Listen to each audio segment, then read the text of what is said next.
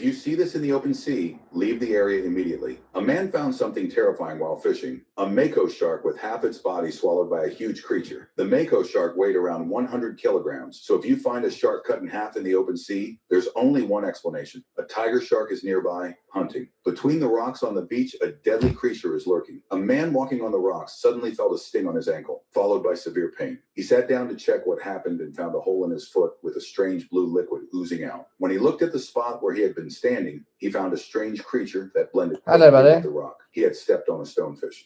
If you see this in the open sea, leave the area immediately. A man found something terrifying.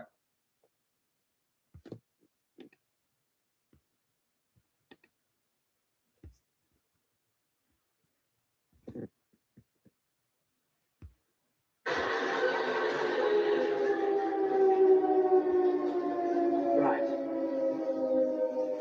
This is the detonator. Yes, I've seen this type before. Got to be very careful. One slip, and it's curtains. Thank you, Corporal. All right. We'll start with the blue. Isn't it the green stuff? I don't know. No. That's a different model. This one's a little simpler than that. Yeah, me too. I feel like that too. My brain can't rest. I can't switch off. I can understand you, buddy. It's not easy, is it? It's not easy. Bless you. It says here, sir, to ignore the red light. Right, thank you. Now I think it's one or other of these pretty green ones. This one, I think. Looks like we maybe here for the duration, sir. Yes. Stop this. Anyone fancy a pint?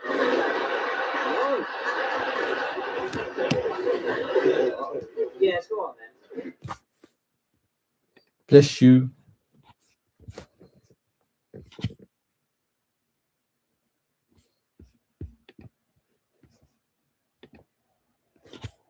My YouTube's not working properly at the moment.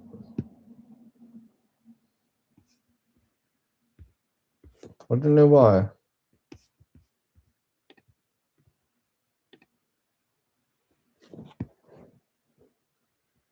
Oh, is yours not? Oh, okay. If you go to YouTube, if you go to the main page, does that act funny? Yeah, nothing's loaded. Okay. It must be something to do with YouTube then. Because every time I click on, like, if I try and go to the YouTube main page, if I go to youtube.com, it doesn't load properly. But if I search in the search tab, I can find some stuff. Okay, it's good to know it's not just me. Is there something went wrong? Try again.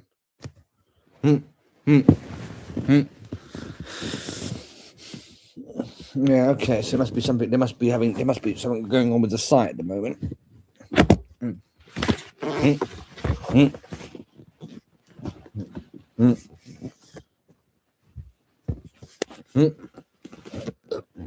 Excuse me.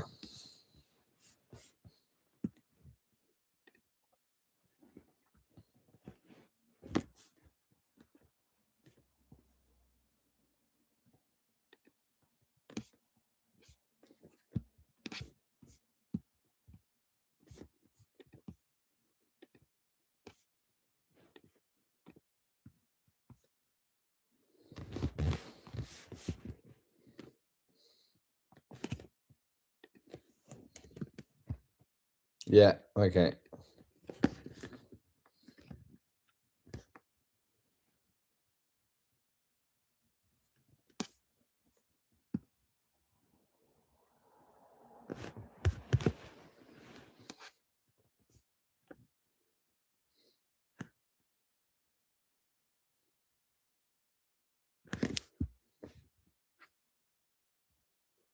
Yeah, yes, when you think about it.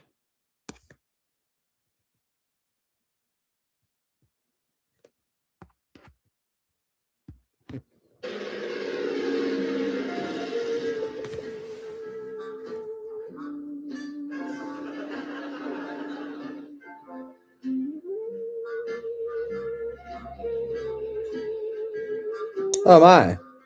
How cheeky. How cheeky. I say, Yes, Daddy? croquet hoops look damn pretty this afternoon. Frightfully damn pretty. They're coming along awfully well this year. Yes, better than your Aunt Lavinia's croquet hoops. Oh, dreadful teen things. I did tell her to stick to wood. If you can't beat wood, gone. What's gone, dear? Nothing. Just like the word, it gives me confidence. Gone. Gone. It's got a sort of woody quality about it. Gone. Gone. Much better than newspaper or litter bin. Oh, frightful words. Perfectly dreadful. Newspaper, litter bin, dreadful, tinny sort of word. Tin. Oh, dear, don't say tin to Rebecca. You know how it upsets her. I love horror films. I love horror films. I really love horror films. Do you like horror films, buddy? I like horror films very much. Very much, yes. True story. I'm assuming you do. Do you? Oh, yes. Which ones do you like? Do you like The Shining? I like The Shining. I think it's very scary.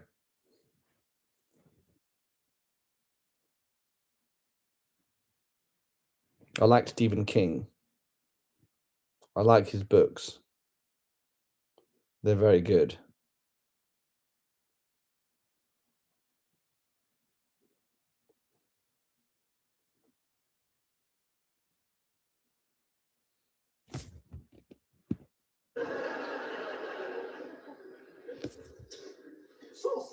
Sausage.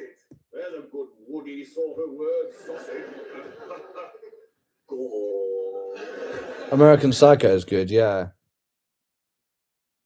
Yeah, I like the Scream. I like the first Scream film. I haven't seen the other ones. I thought this first Scream film was good.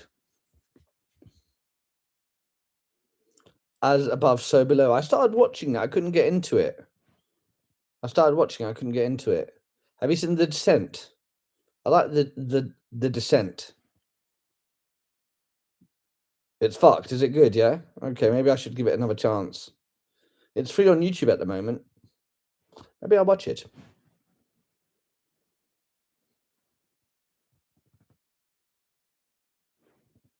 It's fucked. Have you seen The Descent? That's quite a good one. It's when they go in the caves and there's these little like humanoid like goblins basically down there. The Hills Have Eyes is quite good. The remake, I quite like that. The Hills Have Eyes.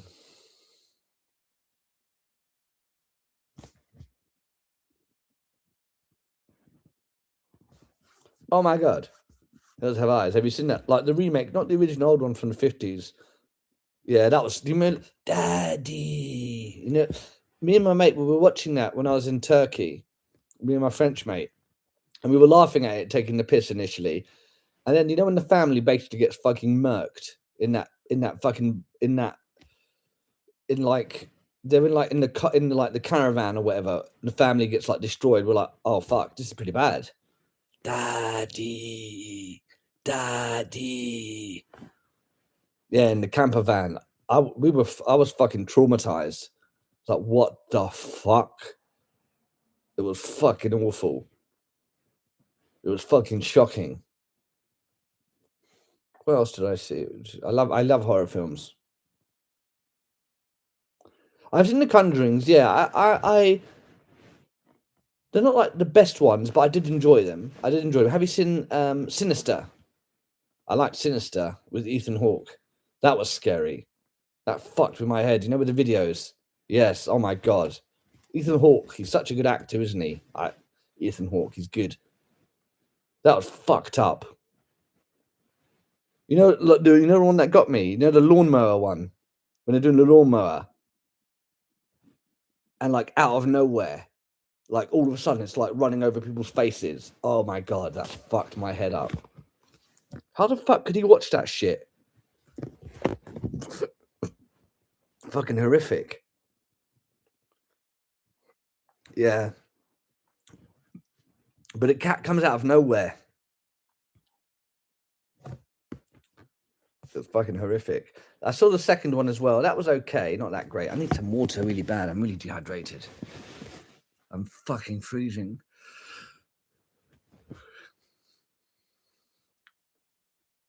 Daddy. What else is there?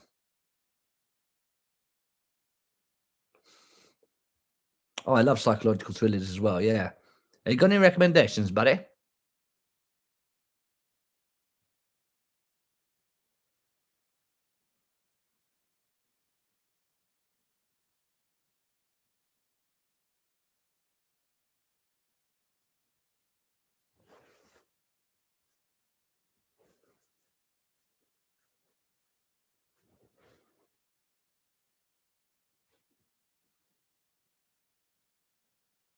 Ratchet. I will get Netflix soon when I'm all sorted and stuff.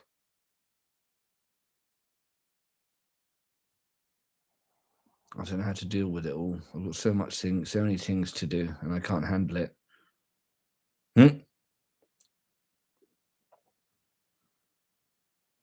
Hello, buddy. Hello, Meg. We're talking about horror films. Do you like horror films? Me and Incog like horror films. Yes, it's true story. I like horror films very much. I find them very entertaining. Yes, cute.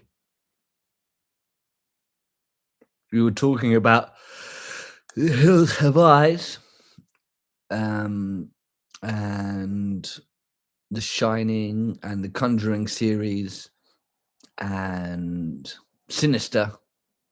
Sinister was quite cute. Oh no! Oh, so sad story. Oh my god, you're so pissed off. Oh, 4 ping. Mm, mm, mm, mm, mm, mm, mm. Jesus Christ. What a day. What a day.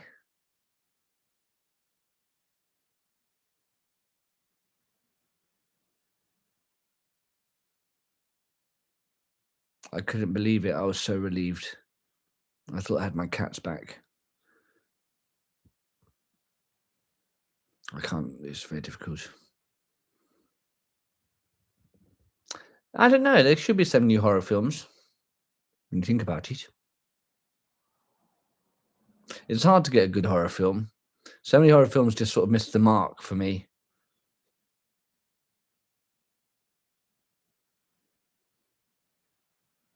The Shining is a classic. I like The Shining. That's very good.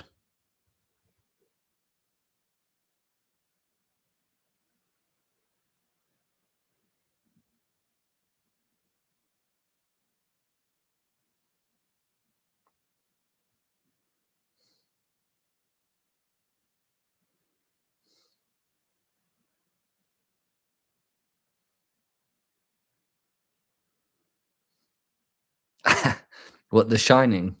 Yeah, it's very scary. I saw it when I was a kid as well. When the black guy goes to help out the kid, Daniel. Like, hello? Is anybody home? Is anybody home? And he gets stabbed in the heart. Oh my god. The Grudge. I think I've seen The Grudge. Yeah, that was not bad. Have you seen The Ring? That was quite good.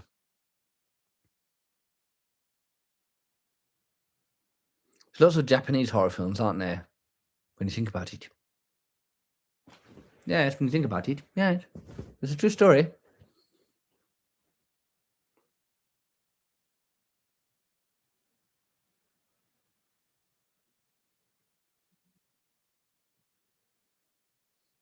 The Grudge is good.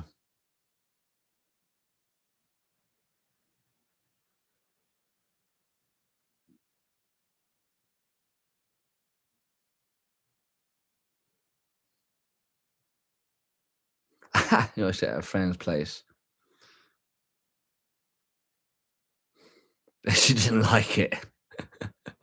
Was she scared?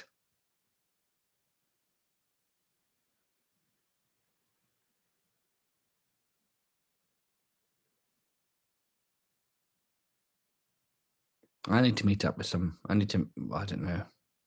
Be nice to hang out with some friends or something. Yes.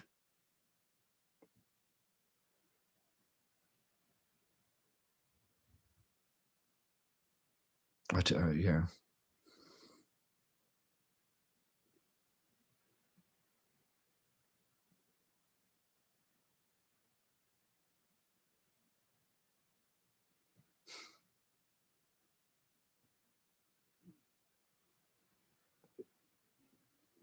Oh, that'd be nice. We could go to the cinema together. We could get a little group together and go cinema. Yes, why not?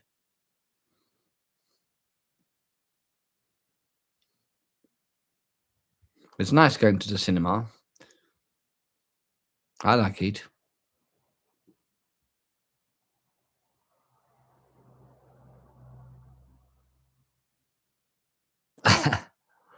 Wanting to cry, but they fascinate me now.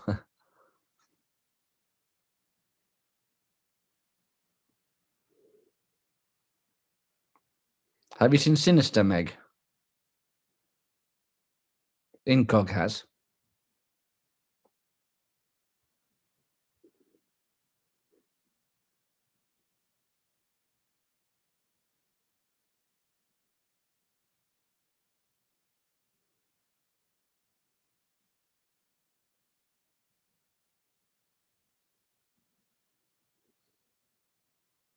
Yes, I think it would help a bit when you think about it.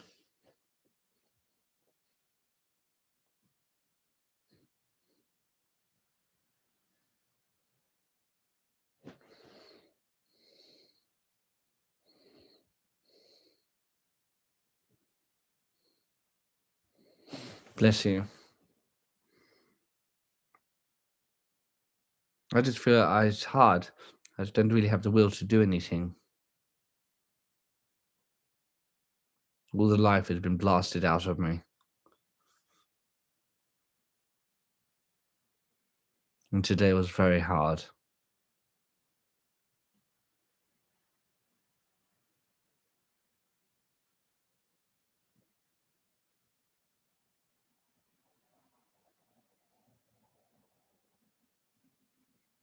Am I a good cook, am I? I'd like to cook for some people. I'd like to tidy up my place and cook for some people. Yes.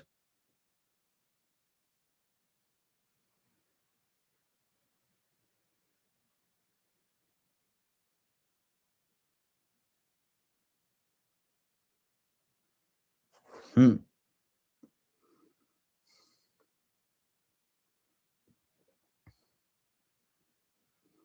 Bless you. Come dine with me, episode featuring Amir. That might be fun.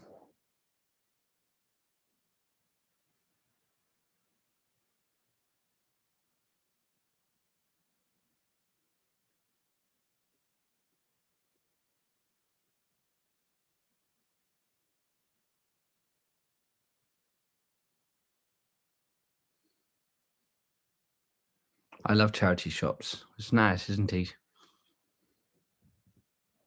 You can get very nice clothes. Very good clothes, very good price. Yes.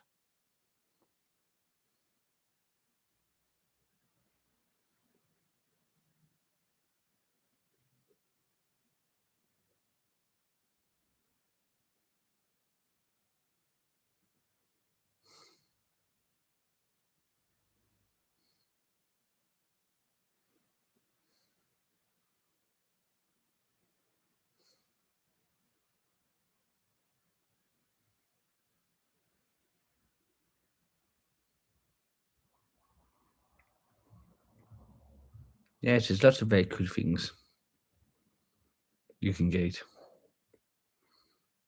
You can get puzzles and board games and stuff. Handmade stuff's nice.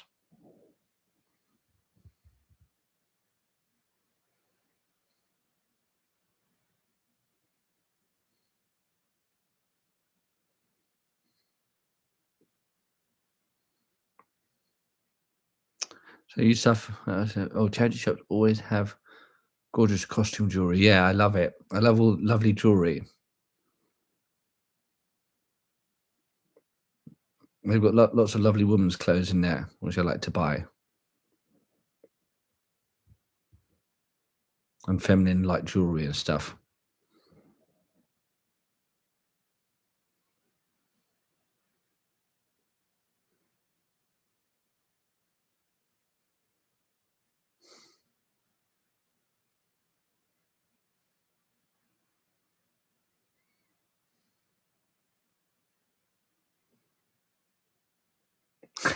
Bless you. And like sometimes you get like long like gloves as well, like as well. Very nice. I wish the world wasn't so judgmental.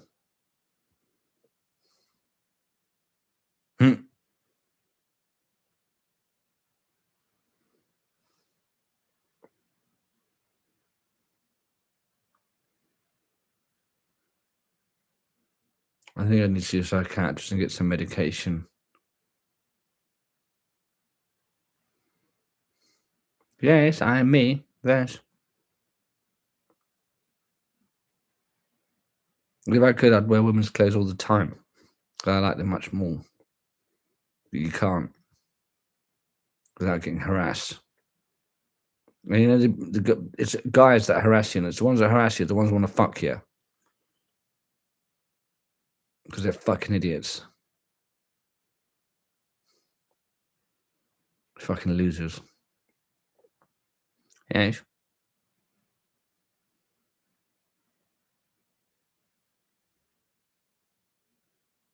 Gorgeous bits. Yes. That's nice. Women are always so much better. Like I was in Westfields, Westfield in Stratford. I went into Anne Summers in there. And one of the lady assistants there was helping me pick out stuff. And he came in the changing room as well as me. It wasn't nothing dirty or anything. She was just helping me pick out stuff. It was really nice and fun. And it felt really sexy as well. Women are so much better. It's always guys that have a problem. It's always guys. We already treat you as disgusting. Yeah, it's all about empowering. Yes.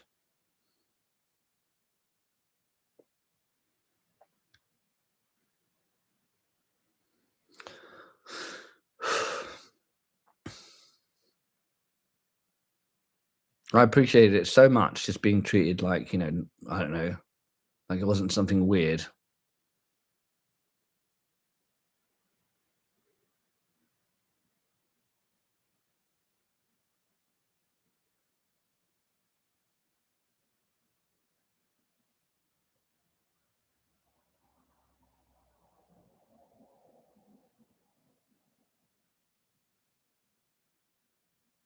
Do you have work in the morning then?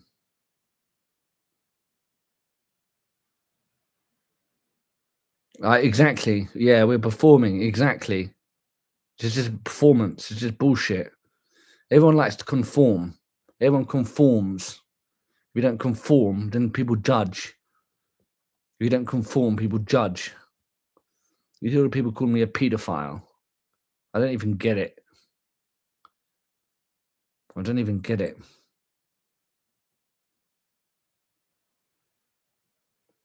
Yeah, you always have to conform. The majority, or exactly. And the funny thing is, everyone's so different. Everyone wants to conform and not be who they are. Like wearing like women's clothes isn't sexually perverse. It feels nice, it feels sexy, and it's part of sexuality, but it's not like perverse. And you see, if guys see like that, they think you're perverse, and they like try and chat you up. It's like, why the fuck would I just hook up with some fucking stranger on the street? They don't know how insulting it is. They smile at you like with a stupid look. Hey, you're one of them, why? Yeah. Yes, when you think about it.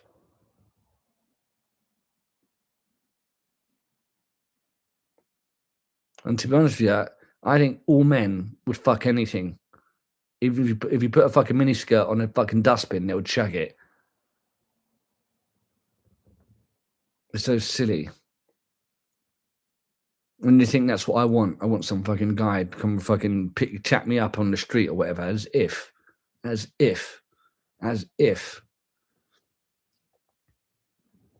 Well, I guess you're probably a woman, right? You'll know much better than me how guys are. And they can't ever tell someone that they look sexy. A guy can't tell a woman they looks sexy or beautiful without like expecting something. Why are they going to get arrogant about it or something? So pathetic. Yes, that's what I think.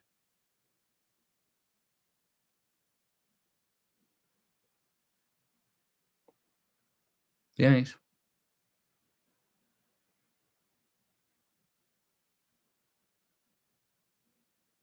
Yeah, exactly. Exactly. They are. They're attracted to it or threatened by it. I had like guys sort of like mock me and then like try and like catch up to me to chat me up or something. It's like it's so degrading. Yes. Like I said, like, you know, the joke that I posted a video of a guy like bullying someone, right? Bullies him because he's reading and it makes him insecure. The next thing he goes, yeah, you're queer. It's like, you've got your own feelings. If you feel a bit gay or bi or whatever, so what? It's fine. Yeah, I don't know.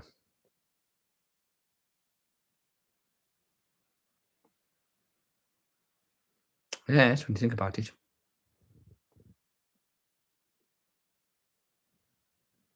Society is sick, buddy. Society is very sick. What I don't understand is even like if you see like sexy, that's what my like little sketches. Yeah, I know. Yeah, believe me, I understand that. I just want to go and live in the countryside away from people. I hate people sometimes. I hate people. I love people as well.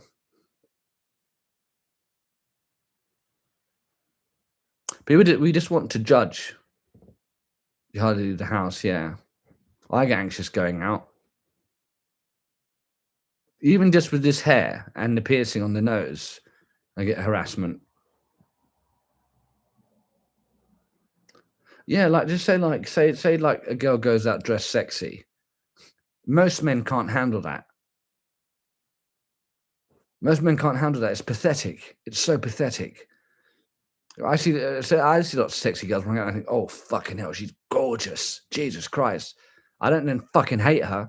In fact, I want to ask her like about her outfit or whatever, what she's put together. Most guys are just resentful and they want to express hatred. So do you go out of the house then often, or do you go to work, or do you not work, or what do you like to do? Or do you ever go out for like, I guess you go shopping and stuff.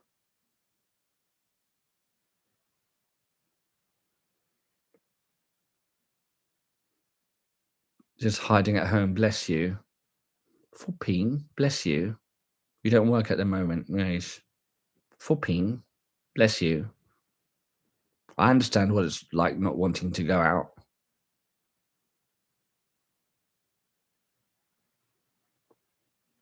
People get so mad, it's so crazy. On my scooter a few years ago, someone pulled a knife on me. Some geezer. It's like, what the fuck, man? What's wrong with people?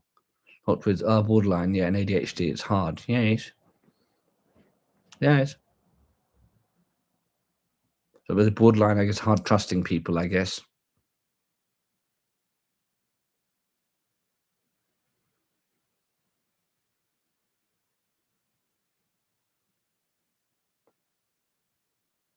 People will betray you in a second.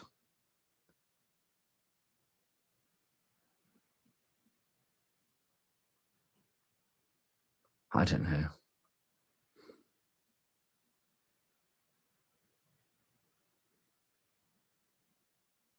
You hate the world right now, sure.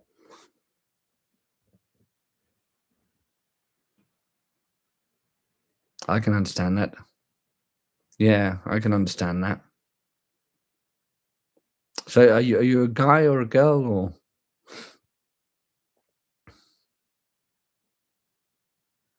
can't cope with simple things in life? Yeah, I'm struggling with that. I need to make a doctor's appointment and I'm struggling with that. I'm struggling with that. Just everything. Can't handle it. I just feel totally overwhelmed by everything.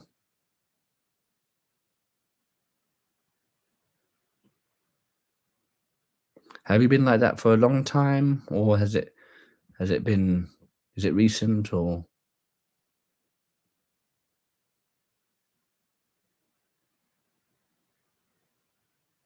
Oh, there's the water.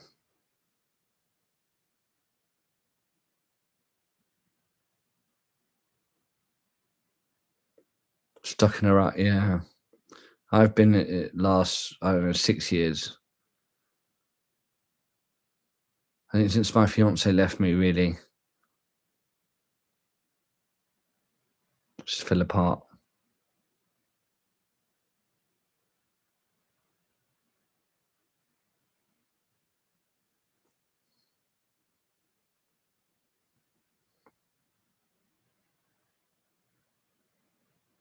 Have you been on like sick leave or something, or your breakup too? Yeah, it's rough. Yeah.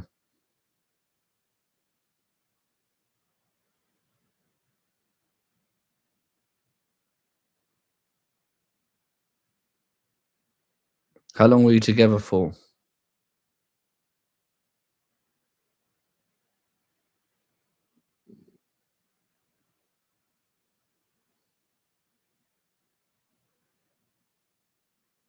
Mm, mm, mm.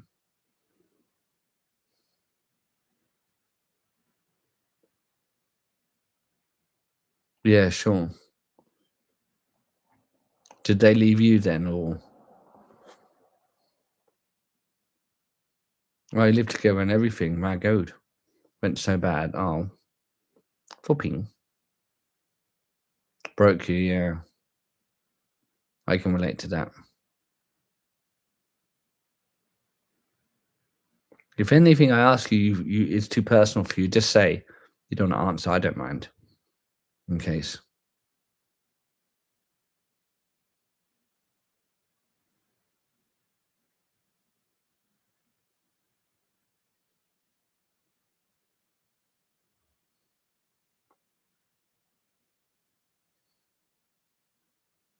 Yeah,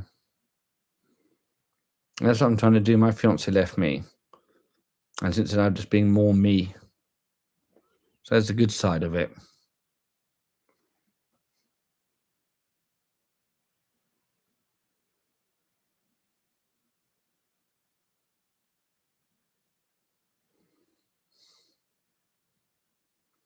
From life, I asked too much. Yeah,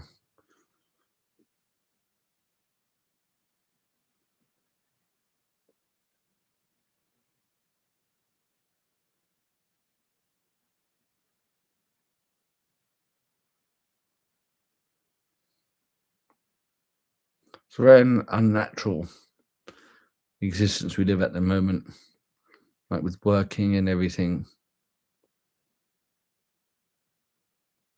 and everyone's so eager to judge. I'm sure you get people telling you off for being on sick leave.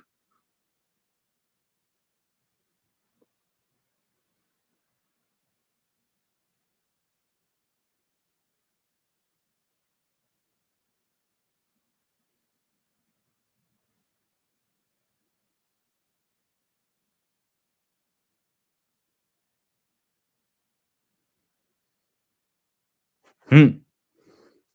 Hmm. Yeah, people working to survive. Exactly, to survive, not to live. Our natural pace of life isn't, like in the average week as we evolve, age miserably because they ain't living exactly. It destroys them. It destroys them.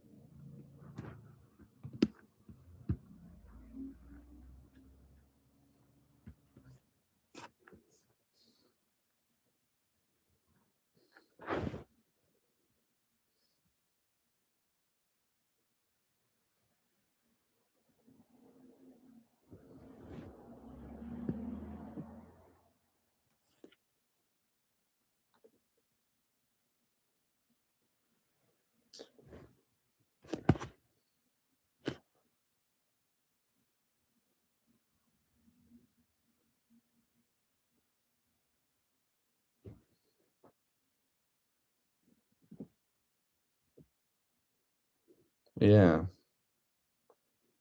Everyone's miserable. And the thing is, people, if they see you're not being miserable like them, they want you to be miserable too.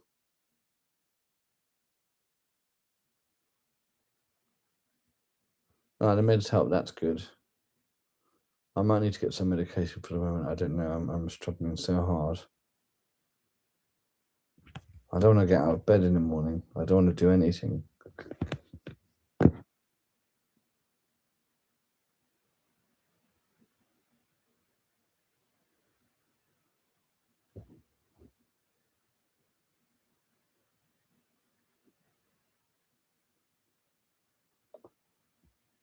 Employers aren't about people anymore. Yeah. That's me as well. I'm sorry, buddy. I don't need to be sorry.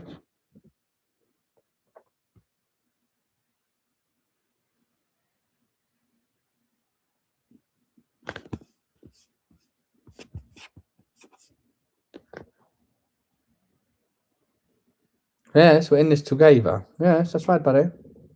Yes.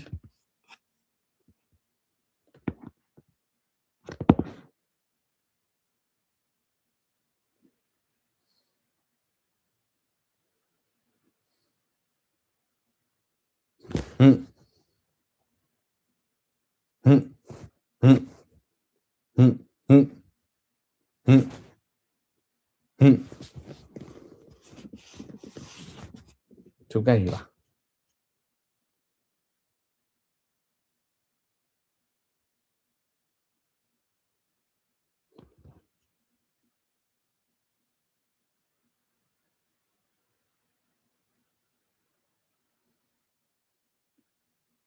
Hmm. Hmm.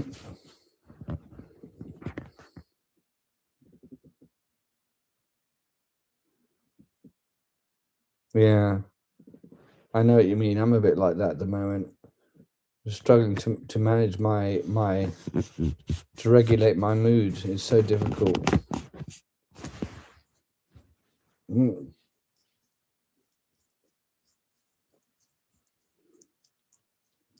It's very hard. Yeah, no structure. Yeah, yeah. And people tell if I tell people that, they're like, "Oh, what you need to do is this. You need to do this, this, and this," when they don't understand. They don't understand how you're feeling, and they also don't understand how they're feeling, which is the bigger problem. If we understand ourselves better, we can understand others better.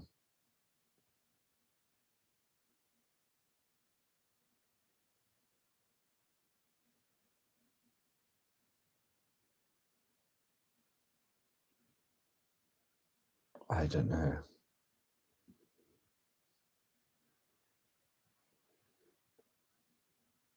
I try and stretch sometimes and stuff, and I feel too stressed to do it, which is ironic because obviously it helps with stress. But you feel like, what's the point? What's the point?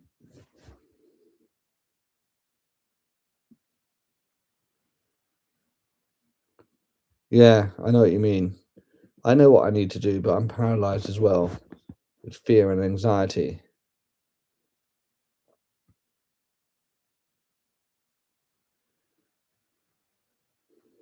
I should arrange for like some of us to meet or something, and we can chat together. Together. Yes, that'd be nice.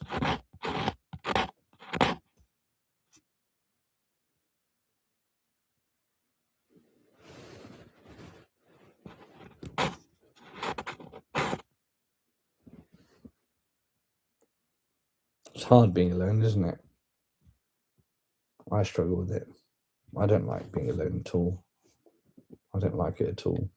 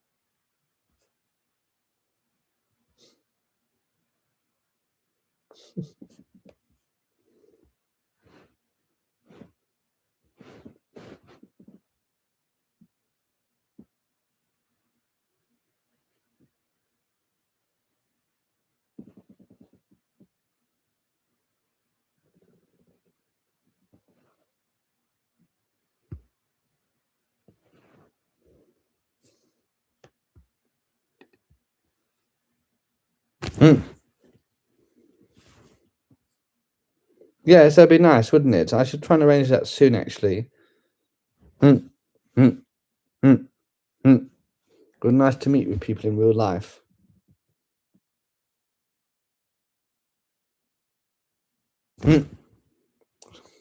Sorry.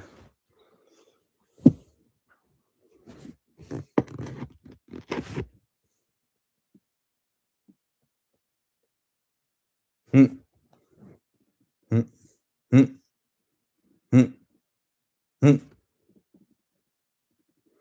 Little anxiety-like things sometimes.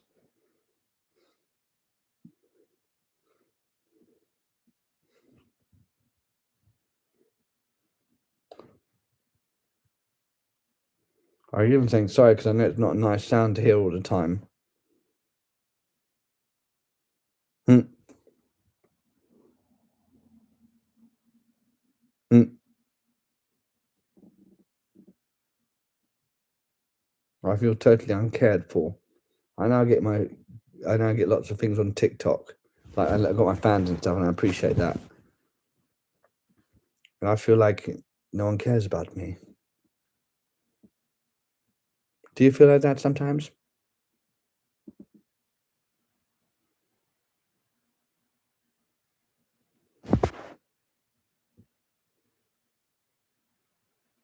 Feel invisible a bit.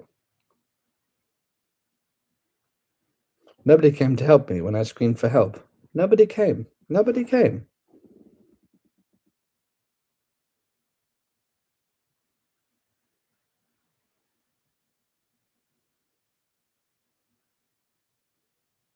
I don't know how that's affected me fully. Yes. It's hard to think otherwise. I don't know how badly it's affected me. I'll figure out next time I get into a relationship, I guess.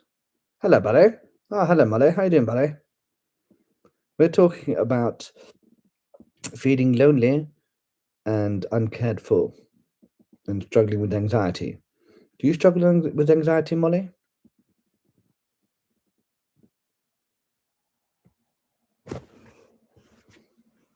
Yes, yes, it's difficult, isn't it?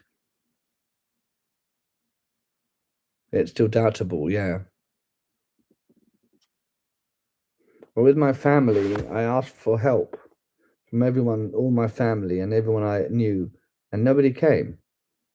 In fact, my family joined in with the assault in terms of like, nobody helped me. Even when I was in jail, I got a phone call after a month and I didn't get any reassurance or help. I had to go to court by myself because I wasn't entitled to a solicitor. That was very difficult to represent myself.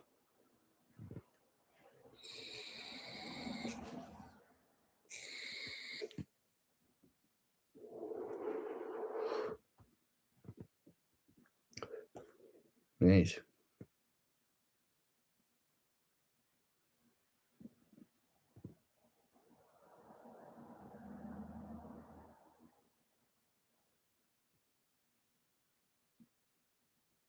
Hmm.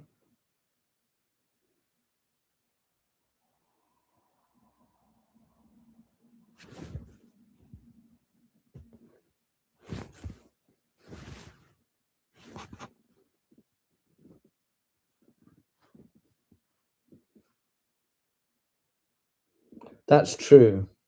That's true.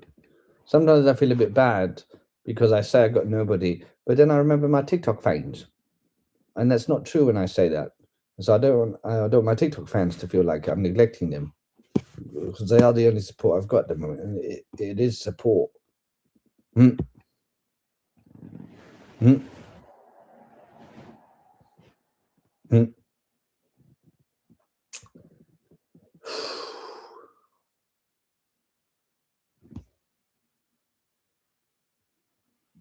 The way my fiance left me was a bit harsh as well. Yeah, it's hard to accept help. Yeah, exactly. It is hard accepting help because I feel so helpless and like it's pointless in a way. Yes.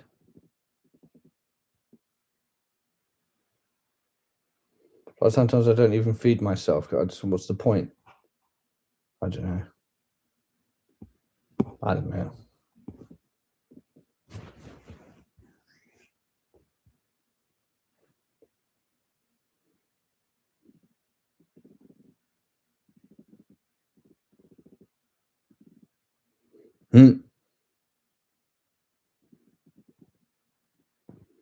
Ah, bless you, buddy.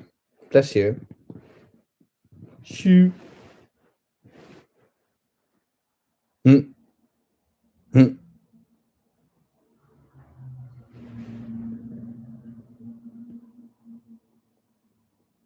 Shoo.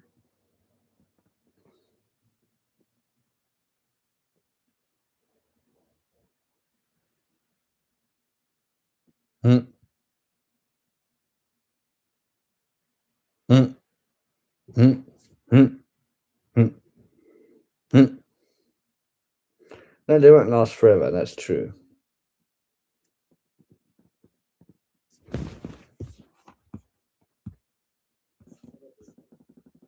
Oh,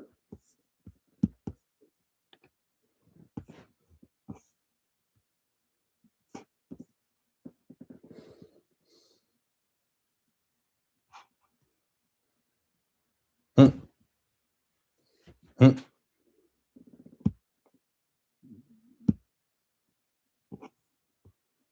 Mm. Mm. Mm. Mm.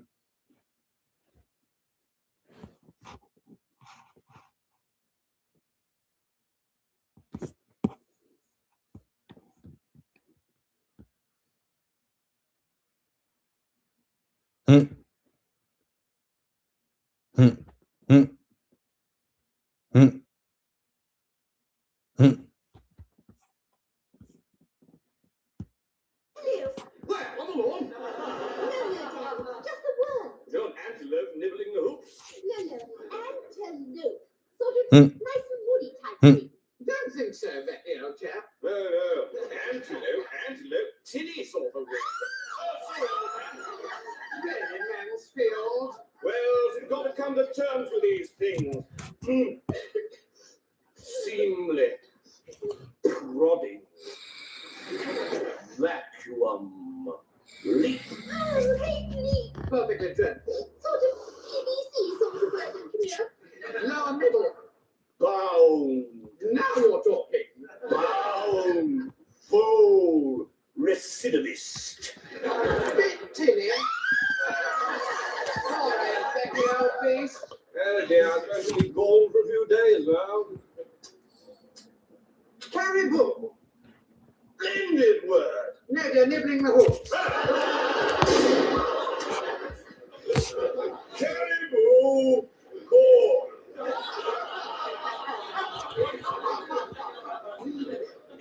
Intercourse. Raise a bit up. No, the word intercourse.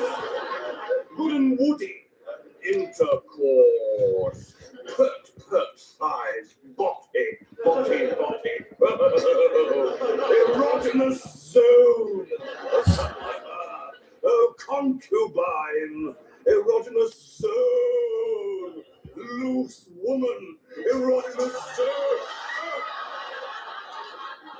Oh, thank you, dear. There's a funny thing, dear. All the naughty words sound woody. Really, dear? How about tit? Oh, dear. I hadn't thought about that. Tit. Well, that's very tinny, isn't it? Tit. Oh, tinny. Oh, dear. Ocelot. Wasp. Yowling.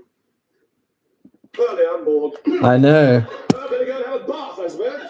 Oh, really? Almost 3 a.m. 9 today. All right. I know. Well, sack one of the servants. Thank you. When I Nothing close tinny my for the eyes, name. I Thank can you. only I see say, Major. miles of Carry space, come here headlight for Pliny. Sorry, flashing dear, I don't out the understand. distance. Cow catchers creeping up on the conning towers? Now, sorry, Osborne. Yeah, Candiru nibbling at the cricket hooks. Yes, Mansfield shot one in the Antas. No, jolly good share. Is better about. London. Now she's gone off. Oh, what a super woody sort of phrase. Gone off. Yes, she's gone off because Mansfield said ting to her. And what's got? Luminary.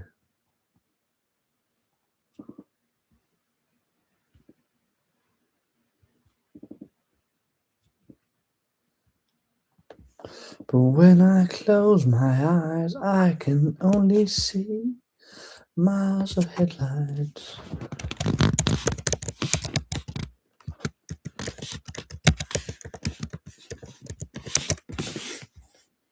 I didn't make the herbal tea. I should go and do that now. Underground or aeroplane, doesn't matter in the end. I know it has to be this way. You're leaving me, so I'll write my little love song, and I'll sing it to the wind. 'Cause you're out there. Come on. It's one of my favorite trance songs. Amsterdam. It's a song by Luminary. I find it haunting, the lyrics. You're only here without it, miss your breath against my skin. You love me, then you leave me, still I lie here, pressing fingers away. In a good way, yeah. It's a nice song. But there's a specific mix. There's a specific mix that it has to be. It's one of the mixes. And I'll miss you. I know that I should be in bed. And it's because it's almost 3 a.m. It's one of the lyrics in there. Literally, it's almost 3 a.m. is one of the lyrics, so it triggered me. It's a very sad song. Very sad.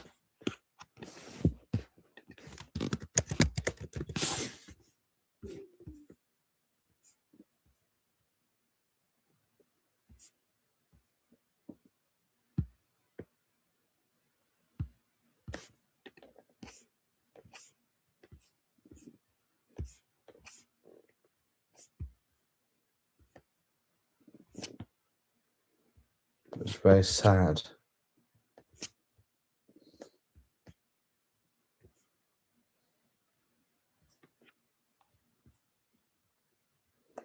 The song conveys a sense of longing and loneliness felt by someone who's left behind.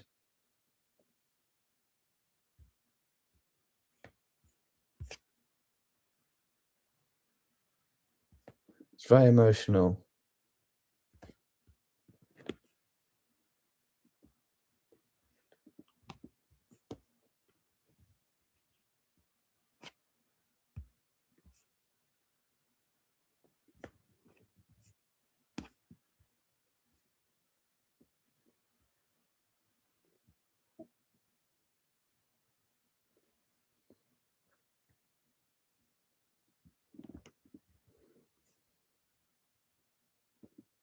Music is all the same nowadays, sure. Yeah. CDs are much, much, much better quality than MP3.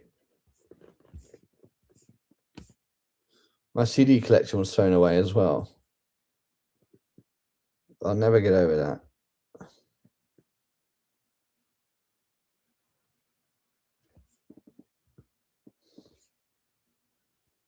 No, they don't, buddy. They don't. I want to make music to express myself. That's something maybe I could do.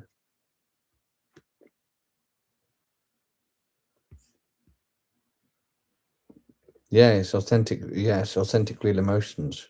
Yes. Yes.